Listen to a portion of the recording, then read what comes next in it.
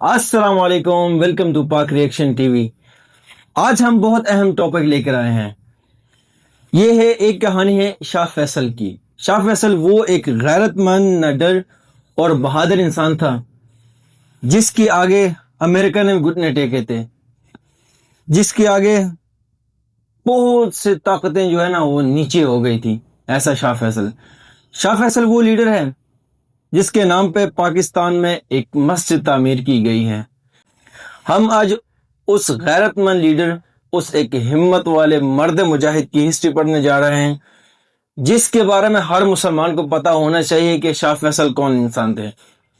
हर मुसलमान को, हर ईमान वाले को पता होना चाहिए कि शाह फैसल कौन थे। शाह फैसल की बहादुरी, हिम्मत और गैरत। तो चलिए उसके बारे हम देखते हैं, उसकी ज़िंदगी के बारे में। कैसे वो, कहाँ पर वो पैदा हुआ, कैसे उसने परवान चढ़ी है, कहाँ कहाँ वो गया, कैसे वो सल्तनत पे आया। तो चलिए स्टार्ट करते हैं। सऊदी अरब का बादशाह في المملكة العربية السعودية शाह फैसल اتفقوا على هضم حقوق العرب। मुसलमान दुनिया का वो अकेला बादशाह जिसके एक ही हुक्म से सुपर पावर अमेरिका ने उसके सामने घुटने टेक दिए थे, जिसने फलस्तीन की आजादी के लिए पूरी दुनिया से दुश्मनी ली थी।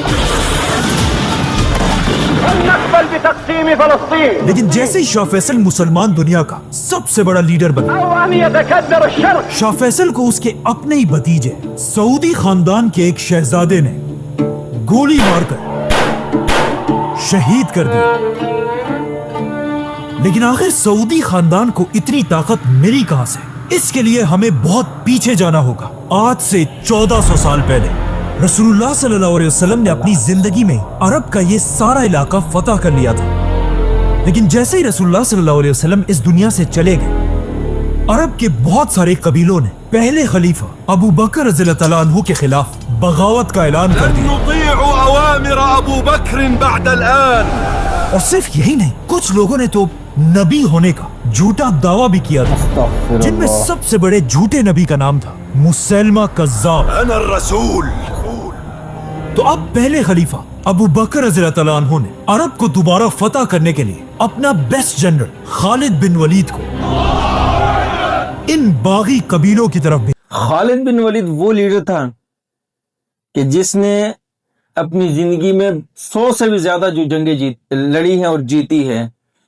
खालिद बिन वलीद, जिसको अल्लाह ताला ने अपनी तलवार का लक़ब दिया, सैफुल्लाह का लक़ब जिसको मिला है, भेजा।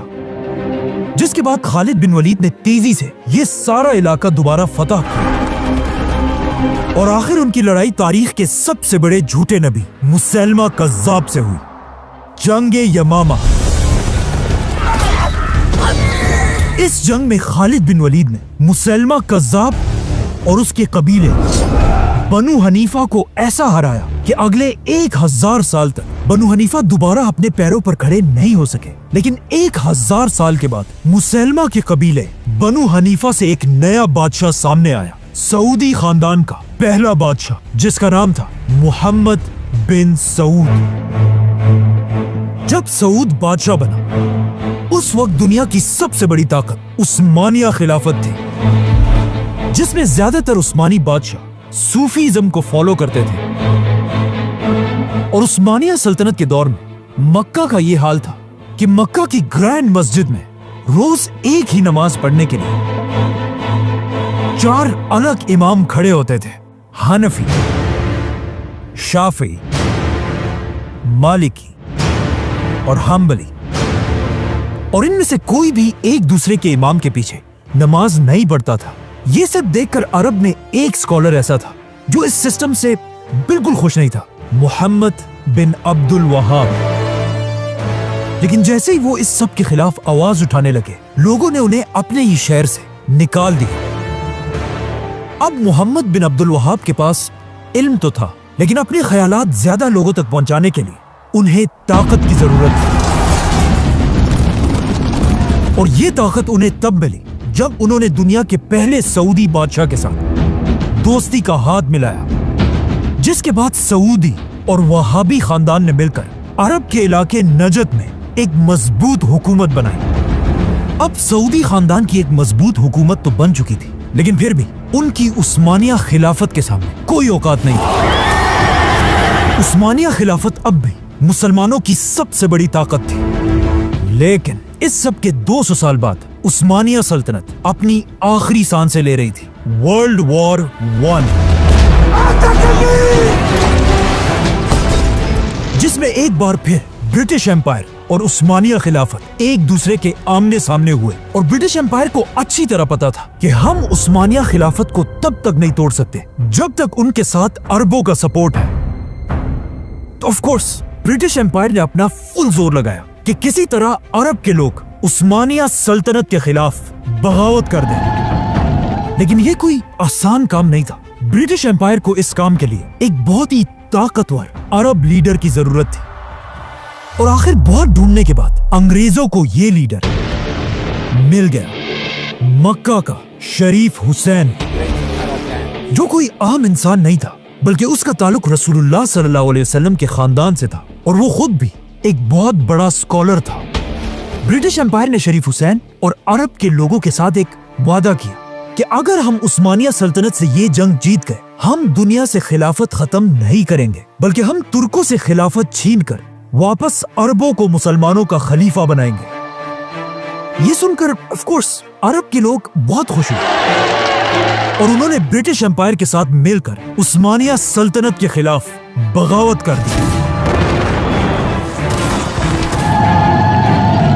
और आखिर अरबों की ही इस बगावत की वजह से खिलाफत उस्मानिया, जो पहले इतने बड़े इलाके पर फैली हुई थी, अब सिर्फ इतनी सी रह गई। तो अब वेट, मिशन तो पूरा हो चुका था। मतलब ब्रिटिश एम्पायर को अब खिलाफत शरीफ हुसैन को दे देनी चाहिए थी, लेकिन ब्रिटिश एम्पायर ने कहा नहीं, और उन्होंने शरीफ हुसैन के सामने एक बहुत ही खतरनाक शर्त रखी कि हम तुम्हें मुसलमानों का खलीफा तो बना देंगे, लेकिन तुम्हें फलस्तीन को यहूदियों के हवाले करना होगा।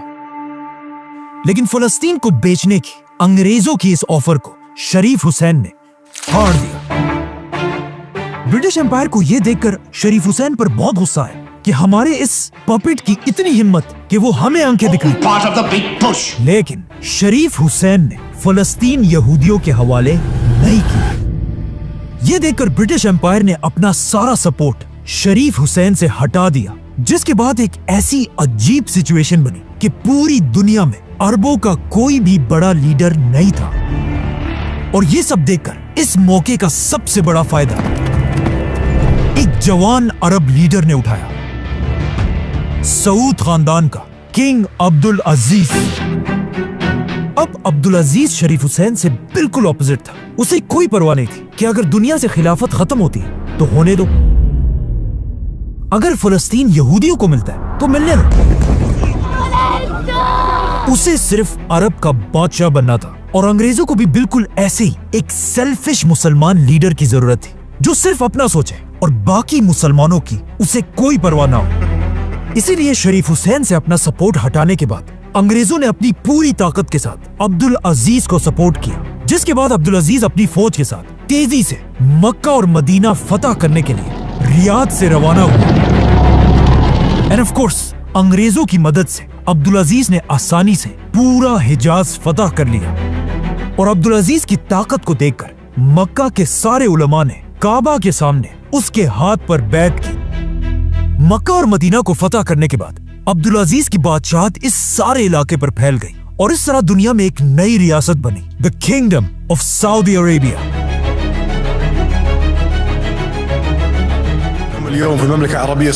और अब्दुल अजीज इसका पहला बादशाह। सबसे पहले किंग अब्दुल अजीज ने सऊदी अरब को दो बड़े हिस्सों में डिवाइड किया। एक हिस्सा नजद, जिसमें सऊदी खानदान का कैपिटल रियाद था, जिसका गवर्नर उसने अपने बड़े बेटे सऊद बिन अब्दुल अजीज को बनाया, और दूसरा हिस्सा हिजाज, जहां इस्लाम की सबसे होली साइट्स थी, मक्का और मदीना, और यहाँ का गवर्नर बादशाह ने अपने दूसरे बेटे को बनाया, प्रिंस फैसल। अब जैसे ही सऊदी अरब एक स्टेट बना, सऊदी के बिल्कुल पास ही एक मुल्क बहरीन में अरब का सबसे पहला ऑयल का कुआं डिस्कवर हुआ। of Middle Eastern oil as emissary to Arabia. ये देखकर अब्दुल अजीज ने भी अपने अंग्रेज दोस्तों के साथ मिलकर सऊदी अरब में तेल ढूंढना शुरू किया, लेकिन अगले 6 साल तक ढूंढने के बाद भी उन्हें ऑयल का एक कतरा भी नहीं मिला। इन्हीं अंग्रेज साइंटिस्ट ने बाद में अपनी किताब में लिखा है कि एक दिन अरब के डेजर्ट से एक गरीब आदमी उनके पास आया और हमें हाथ से पकड़कर सऊदी अरब के इलाके दमाम की तरफ लेकर गया और हमें कहा यहाँ पर ढूंढो, वो तुम्हें यहीं पर मिलेगी। जो चीज तुम्हें चाहिए वो तुम्हें यहाँ मिलेगी। और इस तरह सऊदी अरब में दुनिया की सबसे बड़ी ऑयल की डिस्कवरी हुई। The world's largest supplier of oil. Now, जैसे ही सऊदी में ऑयल की डिस्कवरी हुई, अब्दुल अजीज की किस्मत इतनी अच्छी थी कि उसके सिर्फ 1 साल बाद दुनिया की सबसे बड़ी जंग शुरू हुई, वर्ल्ड वॉर 2।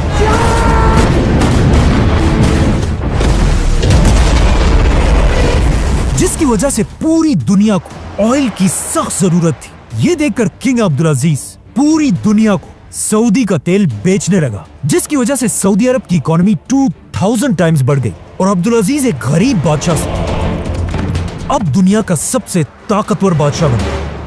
इस जंग में, वर्ल्ड वॉर 2 में, अब्दुल अजीज जर्मनी के हिटलर के खिलाफ अमेरिका के साथ मजबूती से खड़ा रहा। Discuss mutual problems of trade and relations with Saudi Arabia. लेकिन वर्ल्ड वॉर 2 खत्म होते ही अब्दुल अजीज के अंग्रेज दोस्तों ने दुनिया में एक नया मुल्क बनाया, इजराइल।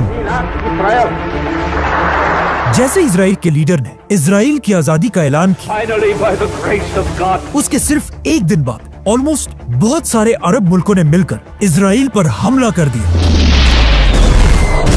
अब जब सारे अरब इजराइल के खिलाफ लड़ रहे थे, दुनिया का सबसे बड़ा अरब बादशाह अब्दुल अजीज चुप करके बैठा हुआ था। अब्दुल अजीज के पास पैसा तो बहुत था और बहुत बड़ी फौज भी थी, लेकिन फलस्तीन को बचाने के लिए अब्दुल अजीज ने कोई भी कदम नहीं उठाया और सिर्फ 800 सऊदी वॉलंटियर्स ने जाकर इजराइल के खिलाफ जंग लड़ी। लेकिन पूरे सऊदी खानदान में सिर्फ एक ही शख्स ऐसा था जिसने फलस्तीन के लिए आवाज उठाई, अब्दुल अजीज का बेटा प्रिंस फैसल, هل نقبل بتقسيم فلسطين؟ जिसने यूएन में खड़े होकर कहा कि हम इजराइल को नहीं मानते। بشير زوال إسرائيل अब इजराइल तो आजाद हो गया, लेकिन इसके कुछ ही सालों बाद किंग अब्दुल अजीज अपनी आखिरी सांसें ले रहा था। मरने से पहले अब्दुल अजीज ने अपने दोस्तों से कहा कि काश मेरे बाद सऊदी अरब का बादशाह सऊद नहीं बल्कि फैसल होता, और साथ ये भी कहा कि काश मेरे फैसल जैसे 3 और बेटे होते। लेकिन फिर भी अपने आखिरी वक्त में अब्दुल अजीज ने फैसल को अपने पास बुलाया और उससे 7 बार कसम ली कि तुम अपने भाई सऊद के साथ वफादार रहोगे। जिसके बाद अब्दुल अजीज के मरते ही उसका बड़ा बेटा सऊद सऊदी अरब का बादशाह बना। लेकिन आखिर क्यों अब्दुल अजीज सऊद की जगह अपने बाद फैसल को बादशाह बनाना चाहता था? क्योंकि उसे पता था कि उसका बड़ा बेटा सऊद एक बहुत ही अय्याश आदमी है। सऊद की 4 बीवियां और उसके हरम में 100 से ज्यादा लौंडियां थी और सऊद के टोटल 115 बच्चे थे और उसकी ये सारी फैमिली उसके 24 लग्जरी पैलेसेस में रहती थी। और सऊद की शराब पीने की आदत का सबको पता था। सऊद ने बादशाह बनते ही सऊदी अरब का सारा खजाना अपने खानदान पर लुटाना शुरू किया। सऊद ने ऐलान किया कि आज के बाद हर शहजादे को खजाने से करोड़ों रुपए दिए जाएंगे। और सिर्फ यही नहीं, सऊद में कर्जे ले लेकर सारे रॉयल शहजादों के लिए $1 बिलियन के पैलेसेस बनाने का हुक्म दिया, जिससे सऊदी अरब पर कर्जा डबल नहीं बल्कि ट्रिपल से भी बढ़ गया। अब जब सऊद सऊदी अरब का सारा पैसा अपनी अय्याशियों पर उड़ा रहा था, उसके खानदान में सिर्फ एक शख्स ऐसा था जो उसे बार बार इस सब से रोक रहा था, सऊद का भाई शाह फैसल। लेकिन सऊद ने शाह फैसल की बातें नहीं मानी, क्योंकि उसे पता था कि हम जितना भी कर्जा लें हमें कोई फर्क नहीं पड़ता। लेकिन ये उसकी बहुत बड़ी गलतफहमी थी, क्योंकि बहुत जल्द सऊद का सारा गुरूर टूटने वाला था। अब तक दुनिया में ऑयल सिर्फ सऊदी और कुछ ही बाकी कंट्रीज में था, लेकिन आहिस्ता आहिस्ता दुनिया के बाकी इलाकों में भी ऑयल डिस्कवर होना शुरू हुई, जिससे दुनिया में ऑयल की सप्लाई तेजी से बढ़ने लगी। अब जब ऑयल की सप्लाई पूरी दुनिया में बहुत ही ज्यादा बढ़ गई, तो ऑफ कोर्स ऑयल की प्राइस नीचे गिरने लगी और सऊदी अरब के खजाने खाली होने लगे। अब सऊद फंस चुका था, क्योंकि उसने कर्जे बहुत ज्यादा ले लिए थे और उन्हें वापस करने के लिए सऊद के पास पैसे नहीं थे। लेकिन इस सब के बाद भी सऊद अपनी अय्याशी की जिंदगी गुजारता रहा। ये देखकर सऊद को उसके भाई फैसल ने बहुत समझाया कि तुम्हारी इन अय्याशियों से ये मुल्क तबाह हो जाएगा, लेकिन सऊद ने फैसल की बात नहीं मानी। आखिर फैसल ने गुस्से में आकर अपनी प्राइम मिनिस्टर की पोस्ट से रिजाइन कर दी और सऊदी अरब छोड़कर चला गया। फैसल के जाने के बाद सऊदी अरब के हालात और भी ज्यादा खराब हो गए और सिर्फ 2 सालों में सऊदी अरब तारीख में पहली बार बैंकरप्ट होने के बिल्कुल करीब खड़ा था। ये सब देखकर सबको समझ आ गई कि अब सऊदी अरब को तबाह होने से सिर्फ एक ही आदमी बचा सकता है, शहजादा फैसल। ये देखकर सऊदी खानदान और वहाबी खानदान ने मिलकर फैसल के सामने हाथ जोड़े कि आप प्लीज अपने भाई सऊद को हटाकर खुद सऊदी अरब के बादशाह बन जाएं, वरना ये मुल्क तबाह हो जाएगा। अब आप ही हमारी मदद कर सकते। लेकिन फैसल ने कहा नहीं, मैं ऐसा नहीं कर सकता, क्योंकि फैसल को वो दिन याद था जब उसने अपने बाप अब्दुल अजीज के सामने कसम खाई थी कि वो हमेशा सऊद के साथ वफादार रहेगा। इसीलिए फैसल ने कहा कि नहीं, बादशाह सऊद ही रहेगा, मैं उसके अंडर प्राइम मिनिस्टर बनकर सऊदी अरब को बचाने की कोशिश करूंगा। सऊद ने फैसल की ये ऑफर एक्सेप्ट कर ली और सारी ताकत प्राइम मिनिस्टर फैसल के हवाले कर दी। फैसल ने आते ही सबसे पहले शहजादों की सारी अयाशियां खत्म कर दी, उनको दिए जाने वाले करोड़ों रुपए बंद कर दिए और इन शहजादों के लग्जरी पैलेसेस छीनकर वहां गवर्नमेंट ऑफिसेस बनाए। और सबसे बड़ा काम फैसल ने यह किया कि तारीख में पहली बार सऊदी अरब से स्लेवरी खत्म कर दी। शाह फैसल ने अपने खजाने से हर गुलाम के मालिक को $2000 देकर उसे आजाद कर दिया। इस तरह एक ही दिन में हजारों गुलाम आजाद हो गए। और सऊदी की इकोनॉमी ठीक करने के लिए शाह फैसल ने एक ताकतवर आदमी से कर्जा भी लिया, जो उस वक्त सऊदी का सबसे अमीर आदमी था, जिसका नाम था मोहम्मद बिन लादेन। फैसल ने पूरी दुनिया से इस्लामिक स्कॉलर्स को सऊदी बुलाया ताकि ये स्कॉलर्स सऊदी के एलीट खानदान के बच्चों को इस्लाम सिखा सके। बाय द वे, इन्हीं इस्लामिक स्कूल्स में उसी सऊदी के सबसे रिच आदमी मोहम्मद बिन लादेन का बेटा भी पढ़ता था, Osama bin Laden. Give us Osama bin Laden, dead or alive. Faisal के इन जबरदस्त कामों से अब सऊदी अरब दोबारा मजबूत होने लगा, लेकिन पूरी दुनिया को अच्छी तरह पता था कि सऊद सिर्फ नाम का बादशाह है और सारी ताकत असल में फैसल के पास है। इस सब के दौरान किंग सऊद अमेरिका में आराम से बैठा हुआ था, लेकिन जब 1 साल के बाद वो वापस सऊदी आया और वापस आकर उम्रा करने के लिए गया, लेकिन उम्रा करने के दरमियान ही उसे समझ आ गई कि अब लोग उसे वो इज्जत नहीं दे रहे जो एक बादशाह को मिलनी चाहिए, और उसे समझ आ गई कि अब लोग उसे बादशाह समझते ही नहीं है। और यहाँ से सऊद आहिस्ता आहिस्ता अपने भाई फैसल से नफरत करने लगा।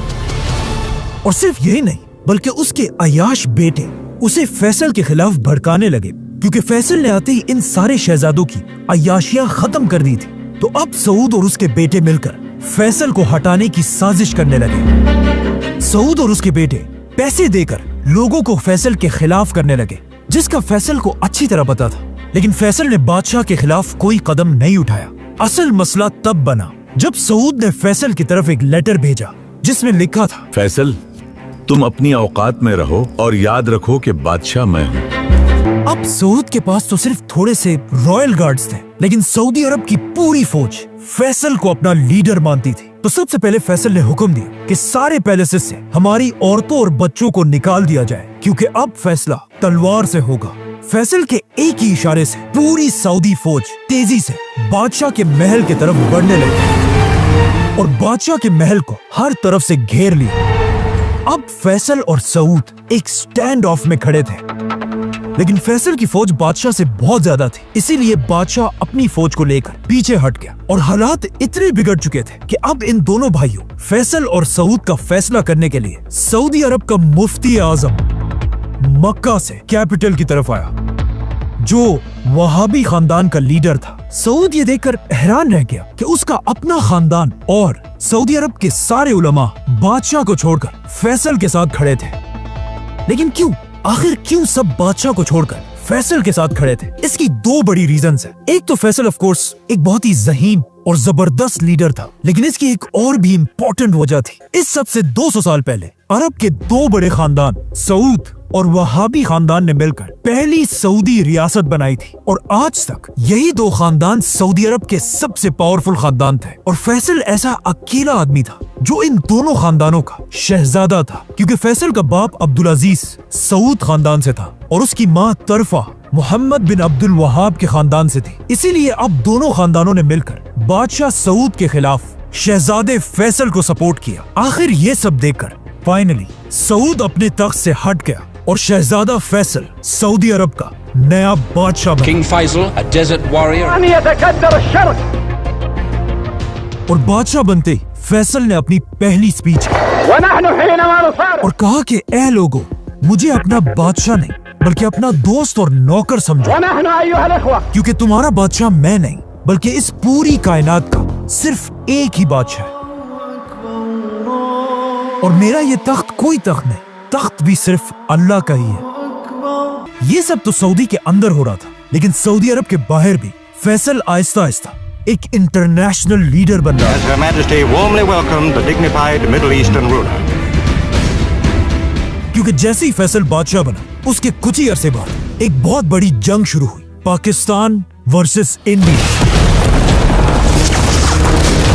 Why the Indians are so anxious to precipitate this war? जिसमें फैसल ने पाकिस्तान को फुल सपोर्ट किया और पाकिस्तान की फौज की मदद के लिए सस्ता तेल भेजने लगा, जिससे पाकिस्तान और सऊदी एक दूसरे के बहुत ही करीब आने लगे। और सिर्फ यही नहीं, बल्कि पाकिस्तान और इंडिया की जंग के बाद एक और जंग भी हुई, इजराइल और अरबों की जंग। Arab states went to war with the Israelis. अब इजराइल के साथ पहली जंग में फैसल के बाप अब्दुल अजीज ने फलस्तीनियों की कोई मदद नहीं की थी, लेकिन अब जब फैसल सऊदी अरब का बादशाह था, उसने अपनी 20,000 की फौज के साथ फलस्तीन और अरबों की मदद की।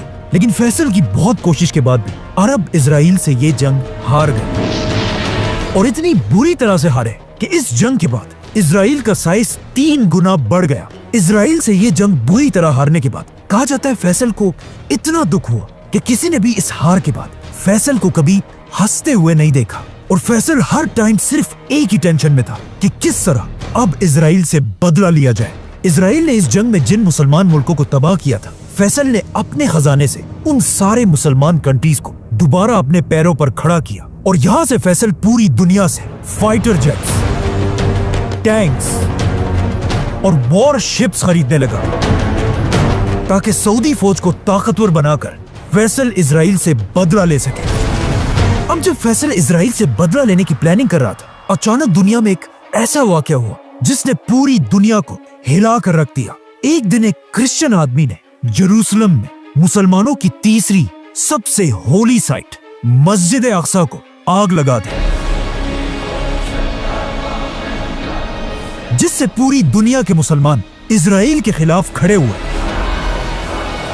इस क्रिश्चियन ने मस्जिद अक्सा के अंदर सलाउद्दीन अयूबी के मिंबर को आग लगाई थी। ये वो मिंबर था जिसे सलाउद्दीन अयूबी ने 800 साल पहले खुद इस जगह पे रखा था, और अब ये मिंबर जलकर राख हो चुका था। और आहिस्ता आहिस्ता ये आग इतनी बढ़ गई कि मस्जिद अक्सा की छत का एक हिस्सा भी गिर गया। इस सब के बाद जब उस क्रिश्चियन से पूछा गया कि तुमने आखिर ऐसा क्यों किया, तो उसने जवाब दिया कि मैंने ये इसलिए किया कि जीसस क्राइस्ट दुनिया में तभी आएंगे जब मस्जिद अक्सा तबाह हो जाएगी। लेकिन अब इजराइल की हुकूमत की डिठाई देखे कि मस्जिद अक्सा को आग लगाने के बाद भी इजराइल की अदालत ने इस आदमी को कोई सजा नहीं दी और कहा कि यह आदमी कोई टेररिस्ट नहीं बल्कि एक पागल है। लेकिन अब अगर यही सब किसी मुसलमान ने किया होता तो पूरी दुनिया ने मिलकर उसे टेररिस्ट कहना। Islam does not deserve to call itself a religion of peace. Islam is not a religion of peace. मतलब हमारा टेररिस्ट और तुम्हारा टेररिस्ट पागल।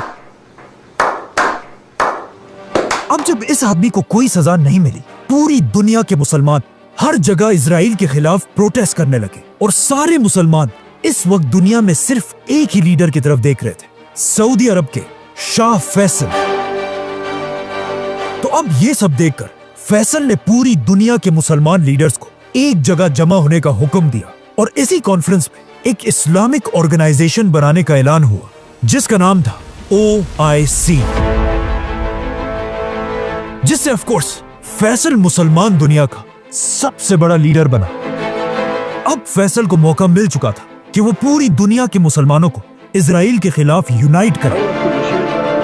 तो अब फैसल मुसलमान लीडर्स के साथ मिलकर इजराइल पर हमले की प्लानिंग करने लगा और अचानक 1973 में यहूदियों के सबसे बड़े फेस्टिवल योम किपुर के दिन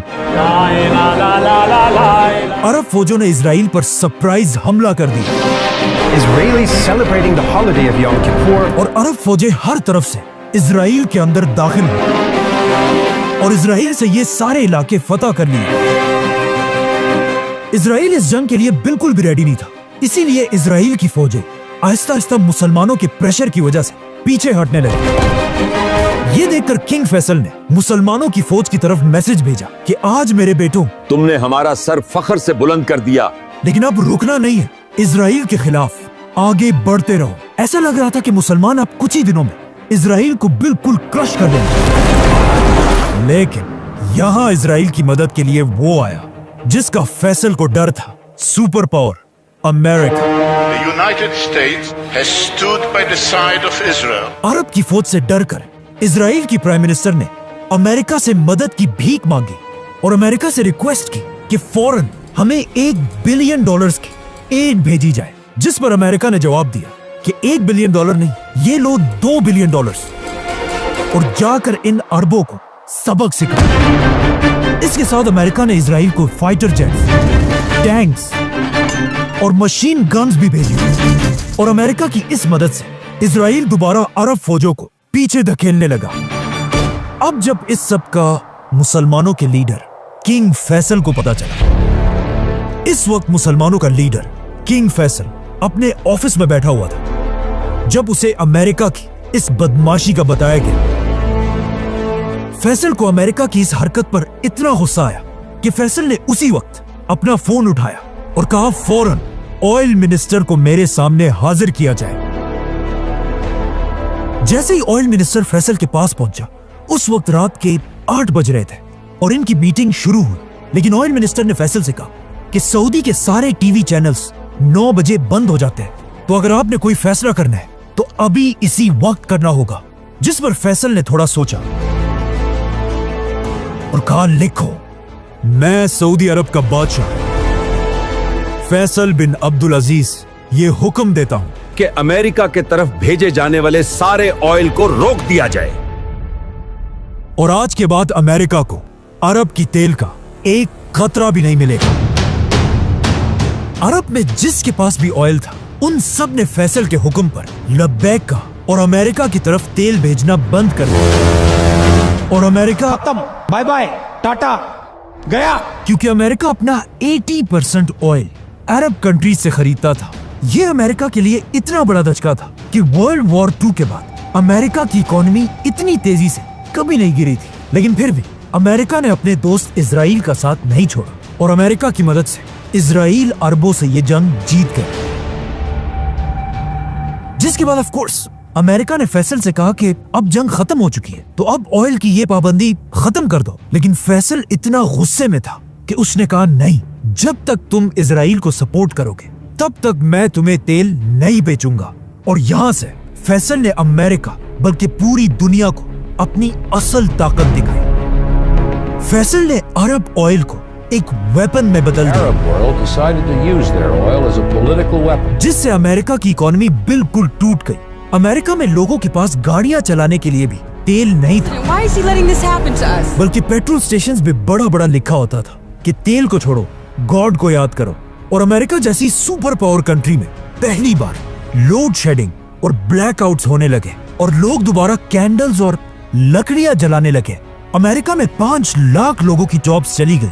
और सबसे बड़ी बात यह थी कि जिस साल फैसल ने अमेरिका पर पाबंदी लगाई, उस साल अमेरिका का सबसे बड़ा फेस्टिवल क्रिसमस मनाया ही नहीं गया, बल्कि क्रिसमस की रात को, जो हमेशा लाइट से भरी होती थी, इस बार पूरे अमेरिका में सिर्फ और सिर्फ अंधेरा था।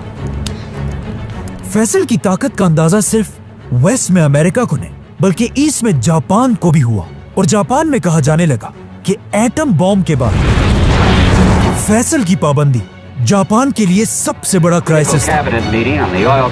अब जब अमेरिका के हालात बहुत ही खराब हो गए, अमेरिका के बर्दाश्त की हद खत्म हो गई और अमेरिका में सीक्रेट मीटिंग्स होने लगी, जिसमें अमेरिकन ये प्लान करने लगे कि अगर फैसल ने ये पाबंदी खत्म नहीं की तो अमेरिका अपनी पूरी ताकत के साथ फैसल के सऊदी अरब पर हमला कर देगा और उसे हटाकर किसी और शहजादे को तख्त पर बिठा देगा।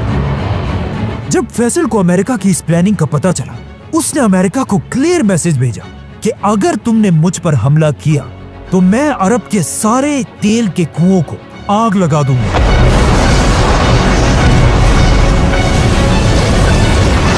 जिससे तुम्हारा अमेरिका तबाह हो जाएगा।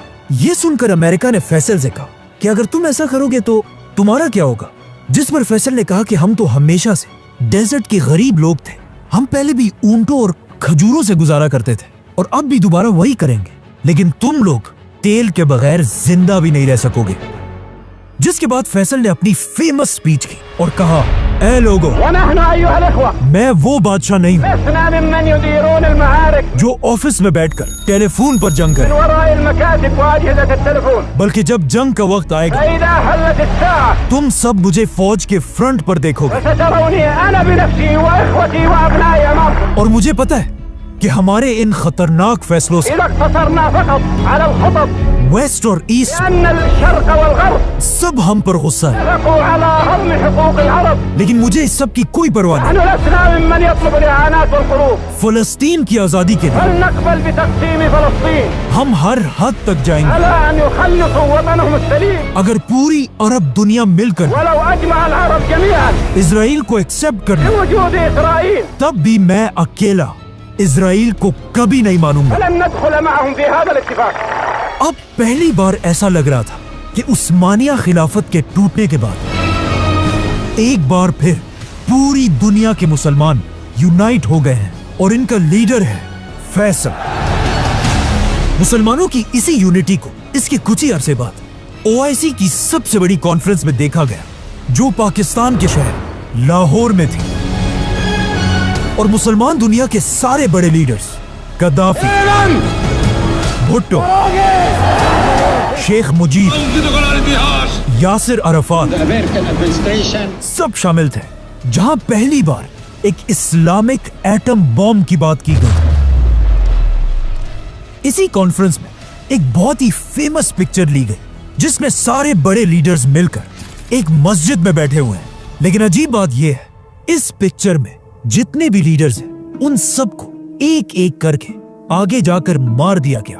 जैसे ही फैसल OIC की मीटिंग से वापस आया, फैसल की ताकत इतनी बढ़ चुकी थी कि आखिर अमेरिका ने फैसल के सामने घुटने टेक दिए और अमेरिका ने फैसल के कहने पर इजराइल पर प्रेशर डालना शुरू किया कि वो अरबों के साथ डील कर ले। जिसके बाद अमेरिका, यूरोप, जापान सब मिलकर फैसल के सामने हाथ जोड़कर तेल की भीख मांगने लगे। तो अब जब फैसल की डिमांड्स पूरी हो गई, उसने अमेरिका से पाबंदी हटा दी।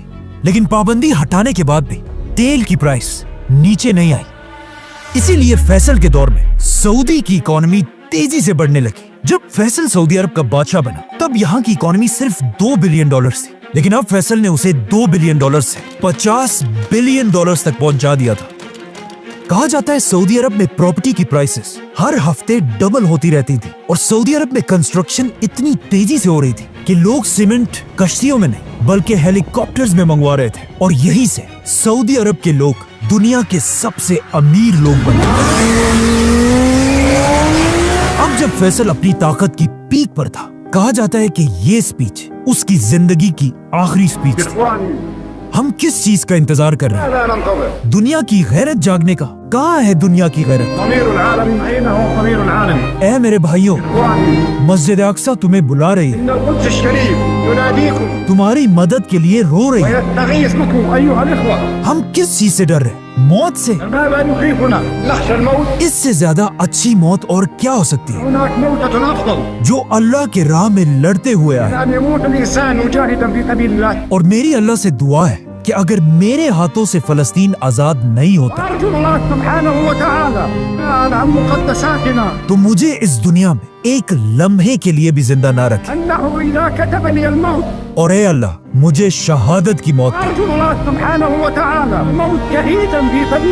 और इसके कुछ ही अरसे बाद जब फैसल एक मजलिस में बैठा हुआ था, एक आदमी ने फैसल को गोली मार दी। लोग शाह फैसल को उठाकर हॉस्पिटल लेकर गए। जहां कहा जाता है फैसल के आखिरी अल्फाज ये थे कि मैं अपने कातिल को माफ करता हूँ। फैसल की शहादत की खबर पूरी दुनिया में आग की तरह फैली और हर तरफ लोग रोने लगे। और दुनिया के सारे लीडर्स फैसल के जनाजे के लिए सऊदी अरब पहुंचे, जिसके बाद बादशाह फैसल की नमाजे जनाजा पढ़ाई गई। जब फैसल को दफनाने के लिए ले जाया जा रहा था, लोग उसकी गाड़ी को घेर कर चीख चीख कर रो रहे थे।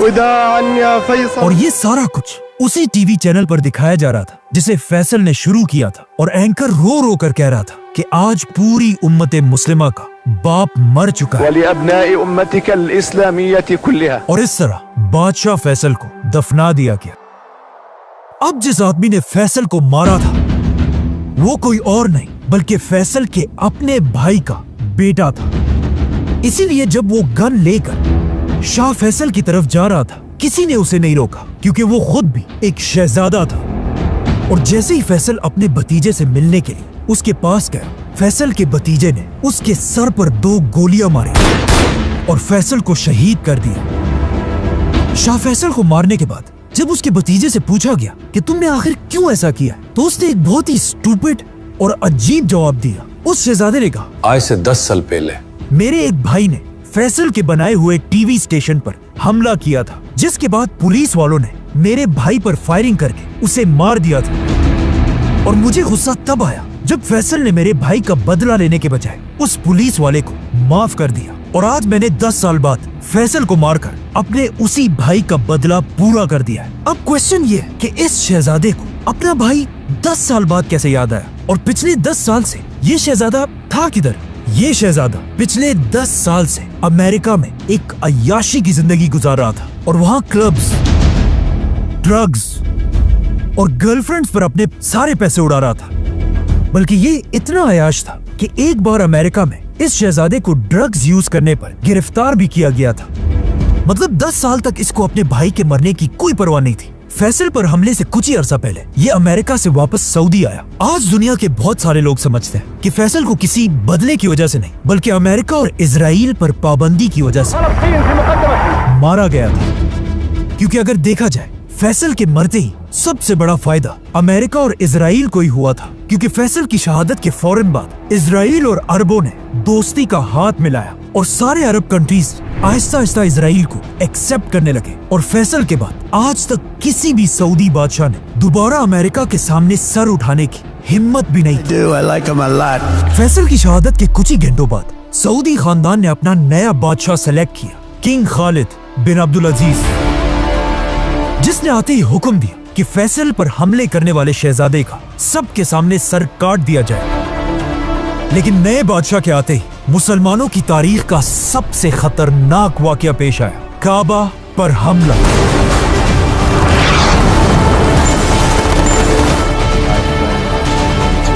सब्सक्राइब। तो ये थी हमारी आज की वीडियो। एक बहुत ही अच्छी वीडियो है, बहुत ही अच्छी तारीख, ऐसी तारीख है कि जिसके बारे में हम सबको पता होना चाहिए कि हमारी तारीख में ऐसे भी लीडर आए थे। आज फलस्तीन को ऐसे लीडरों की जरूरत है, आज गजा को ऐसे लीडरों की जरूरत है। लेकिन अब ऐसा नहीं हो सकता, क्योंकि अब हम गुलामी की जंजीरों में जकड़े जा चुके हैं ना। इसलिए अब मुश्किल है कि ऐसा लीडर हमारे अंदर आए कोई